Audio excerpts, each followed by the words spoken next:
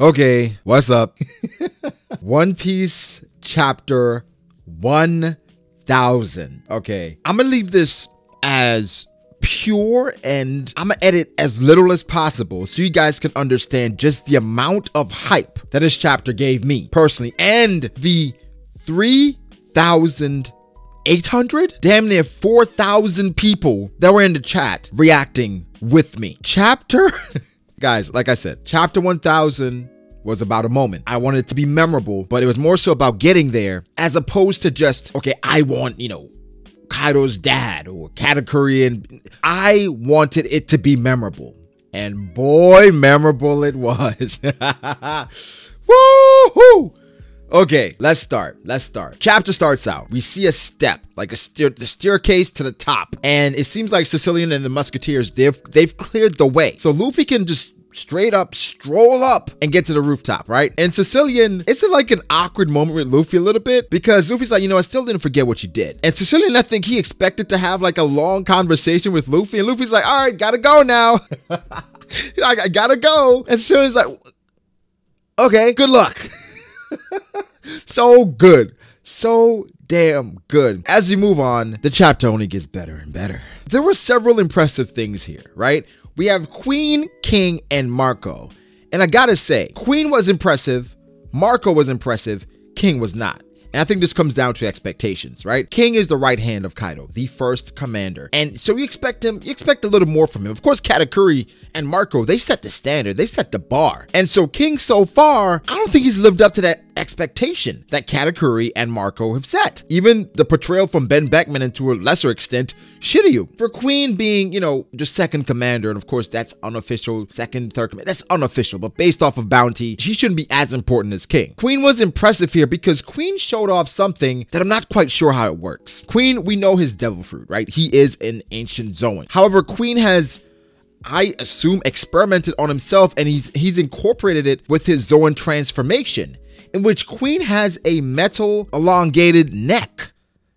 How? Back then, a while ago, I talked about Queen and him possibly being a scientist that worked with Vegapunk. Every single chapter that Queen is in, at least, it adds to that theory that Queen was a scientist that worked closely with Vegapunk. For someone able to create not only the virus that was devastating Wano, or Onigashima, he's experimented on himself, we're assuming, and he has a long metal neck. He already has a metal arm. We saw the gun coming out of his mouth last chapter, so now it makes a lot more sense. His entire neck has been operated on. Queen is a cyborg, and who do we know did that for the world government? Vegapunk. There's some correlation, some connection. Orochi did not ask for Vegapunk on a whim. Someone had to put that name into his head, and more than likely, in my opinion, that someone is Queen. Wow. Give Marco his flowers. Give Marco his flowers.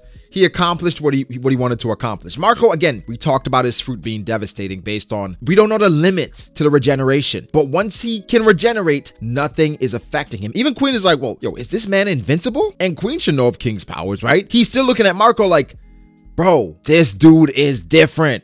We can't hurt him. And of course, that's because he doesn't know how his devil fruit operates. But either way, even if you know, you can't do anything. For King, again, there are higher expectations. We expect a lot more from that man. So with him not performing the way we expect him to, again, it's still early, honestly. We haven't seen King in action per se, but he's failed multiple times now. King, you gotta show us something. Not saying Katakuri and Marco didn't fail, because they had moments where they failed too.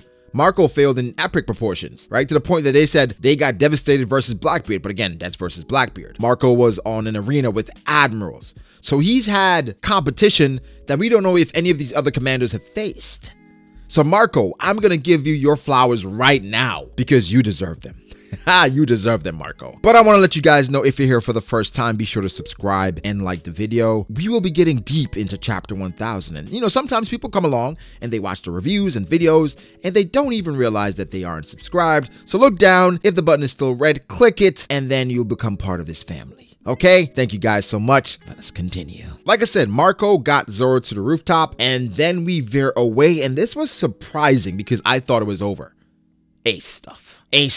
And as I told you guys, Brago the ace, any ace in One Piece, automatic 10. All right? At least. We got some Ace stuff. This was sad. It was sentimental. It was sad. It was eye-opening because they're talking about Luffy, obviously. And this is a transition from Yamato talking to Momo about Oden and his prophecy, and where Yamato thought one of the people that would come back, because she has his logbook, was Ace. She thought Ace was going to come back, and he was one of those people that Oden spoke of. A very touching moment is when Ace talked about Luffy's dream and how he would not allow anyone to laugh at it because him and Sabo believed in Luffy. And this moment is very sad for numerous reasons, right? One, because Sabo was alive, Ace didn't know about it, and he thought his brother was dead. Secondly, Yamato, understanding dreams because of how much she looked up to Oden, she's crying at the thought of how much Ace believes in his younger brother, saying she would never laugh at someone's dream, which is true. She would never do that. But third is the fact that Ace talks about the person he would like to have a drink with, and the person that's a lot like Luffy is his father. And a lot of Ace's hate stems from the fact that his father is Gold Roger, not knowing who Gold Roger was. In this moment, you're just waiting for Yamato to open up about Roger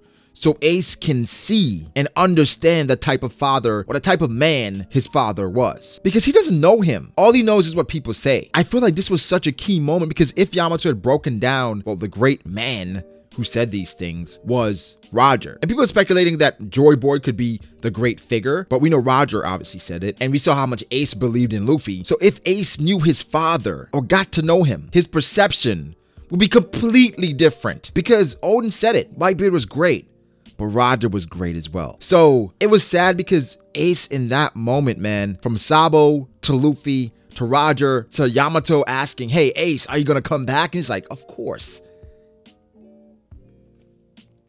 And obviously he never makes it back. Yamato, the Vivre card thing that Ace did to Luffy, we saw where he learned it from. Oda's just tying up all these loose ends, all these things Ace learned. Ooh, it was heavy.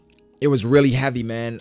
Ace is one of my favorite characters. I say that all the time. And the more we learn about him, the more we learn about his character, the more close calls you see in regards to him just having an awakening in regards to his own self. It's truly heartbreaking because he was really trying to figure it out. And he was so close, right? He was so close because I guarantee if he had come bace to Wano, Yamato would have opened up to him about everything because Yamato would have assumed he was one of the people of prophecy. But, you know, rest in peace, Porky's D.A.'s, man. Just one of my favorite moments of the chapter for sure. We then get the most epic panel of 2020. And that's Big Mom and Kaido looking and facing Law, Zoro, Luffy, Kid, and Killer. Oh my god. That panel is one of the best panels in One Piece. This is me personally because of how much we've been looking forward to this. When Wano first started, we were saying that Luffy, Kid, Law, Urouge, Hawkins, all of them could team up, they would still lose to Kaido. Now we have Luffy, Zoro, Law, Kid, and Killer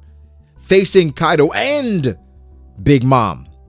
And now I'm like, they're not the favorites, but these people are ready. But none more ready than Luffy, who stepped out there, right? And my GOAT, Monkey D. Luffy, took it upon himself to not only go to the rooftop, but Big Mom and Kaido, two Yonko, are standing there, and Luffy casually strolls through and checks on Kinemon. And that reminds me, if you watch Hunter x Hunter, Meruem, Netero, Zena walked right through. It was such a beautiful moment because not only does it show the type of person that Luffy is, where it's like, yeah, we're on this grand stage, forget all that, let me go check on my friends, but the confidence, the swagger, it is different. And I think Luffy now believes. And remember, Rayleigh said, true strength is having 100% belief, no doubt. And I think at this point, there is no doubt in Luffy's mind that he can defeat Big Mom and Kaido. Obviously, becoming the Pirate King, there's no doubt there. Just thinking about the growth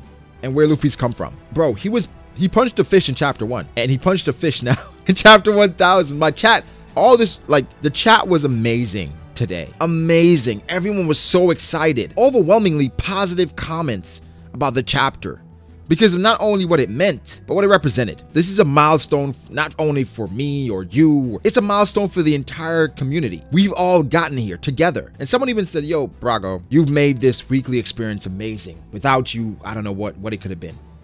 Well, I can't take all that credit at all. First, shout out to Oda for being amazing this entire year, especially because of COVID going on. And shout out to the chat, subscribers, people that support the videos, because it wouldn't be as entertaining or interesting without you guys. From the comments to your rebuttals, retorts, hitting me up on Twitter, going back and forth there. It's created this community that I am so proud to be a part of. All of this wouldn't be possible without One Piece. So getting to chapter 1000 is mind-blowing, but it's also humbling. Just seeing 3,000, almost 4,000 people in the chat losing their minds over our GOAT Monkey D. Luffy, declaring and with supreme confidence that he will become Pirate King in the face of both of them. He said it individually before to them, but now it's both of them. And more than ever, I believe him. I do. Luffy's attack on Kaido is so impactful. One, it's a new attack, Red Rock. And someone mentioned, well, Big Mom rocks, Luffy using Red Rock, Oda. I don't know. Oda's throwing it up and we gotta catch it. All right?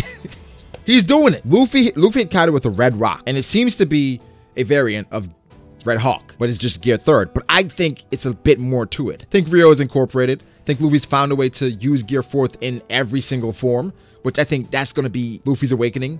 Just more malleable and being able to switch between gears seamlessly. Being in Gear 4th using a Gear 2nd attack, where using Gear 4th Red Hawk, things like that. And Luffy completely just rocked Kaido, right? Where Kaido's tooth seems cracked. Big Mom is asking Kaido, why are you on the ground? And someone mentioned, well, why is Big Mom asking that? Frankie just rolled over her a couple of chapters ago. Big Mom, don't ask that to Kaido. That's Luffy.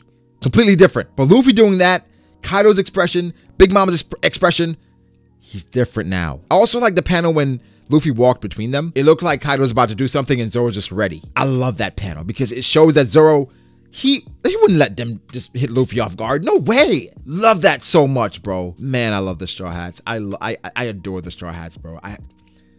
Guys, One Piece chapter 1000. Everything I expected, everything I wanted it to be. It lived up to that expectation. It surpassed it, honestly, just based off of what it was. It wasn't anything gimmicky. It wasn't no new character, no amazing. It was Oda telling us this is the basis of everything. This is the heart of the story. This is why we're here. This character is why we got to where we got to. Don't forget it. Straw Hat Luffy. He will be the Pirate King someday. And that silhouette reminiscent to Shanks, it was just so much greatness. But guys, give me your thoughts. How do you feel about the chapter? It's been 2 or 3 hours since I read it, and I'm still shaking from how amazing it was, man. I will do some follow-up videos, and also I won't spoil my friends, so it wouldn't be spoilery titles, but we got some more things to talk about. But guys, give me your thoughts. How do you feel about the chapter? Thoughts on Luffy, thoughts on Big Mom and Kaido, thoughts on Ace and Yamato, thoughts on Oden. Onigashima is heating up, and I'm so excited. I'm so excited, guys. Like the video if you did. Subscribe to the channel for more content like this. You made it this far, guys. Please subscribe. I mean, you've been here. Come on, subscribe. Turn that red button, transparent, white, I guess. Turn the red button white. Follow me on Twitter at BroggoDAce. Follow me on Instagram at BroggoD.Ace. Thank you to my patrons. I appreciate you guys so much. Man, One Piece 1000. We're here. We finally made it, guys. We finally made it. Thank you, and I'll catch you guys in the next one. Peace.